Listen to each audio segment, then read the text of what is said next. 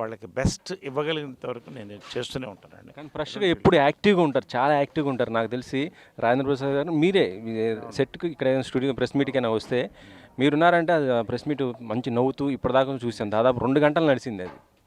Energy అనేది first నుంచి I'm energetic. దీని ఎనర్జీ మీద చాలా జోకులు ట్రోల్స్ కూడా అయినాయి. ఎనీవే ఏదైనా కూడా ఒక పూట భోజనం, రోజుకు 2 గ్లాసులు, ఒక గ్లాసు కొబ్బరి నీళ్ళు, ఒక గ్లాసు మజ్జిగ, గంట వ్యాయామం. సో మిగతావి మీకు ఇమాజినేషన్ వదిలిపెడుతున్నా, దాన్ని బట్టి ఎనర్జెటిక్గా ఉంటా అంతే. అయితే ఇంకో క్వశ్చన్ సరే, ఇందాక మీరు మాట్లాడుతూ నేను అడిగాను క్వశ్చన్, కానీ మీ డ్రైవర్ చెప్తున్నారు అనేసి చెప్పారు కానీ సరిగ్గా చెప్పలేదు ప్రస్తుతం. అంటే దానిపైన ఎందుకంటే అది ఇప్పుడు ఇండస్ట్రీలో హాట్ టాపిక్ అయింది. ఇద్దరు అగ్ర హీరోలకు సంబంధించి బాలకృష్ణ గారు అండ్ చిరంజీవి గారికి సంబంధించి మీకు తెలిసింది కదా. ఏం లేదండి, నేను సోషల్ మీడియా డైట్ మీద ఉన్నాను. ఎందుకంటే డే అండ్ నైట్ షూటింగ్ల వల్ల ఎక్కడ డిస్ట్రాక్ట్ అవుతానో, ఫోకస్ అవుతుందని. ఇవాళ వస్తుంటే ఏదో చెప్పారు నాకు వాళ్ళు.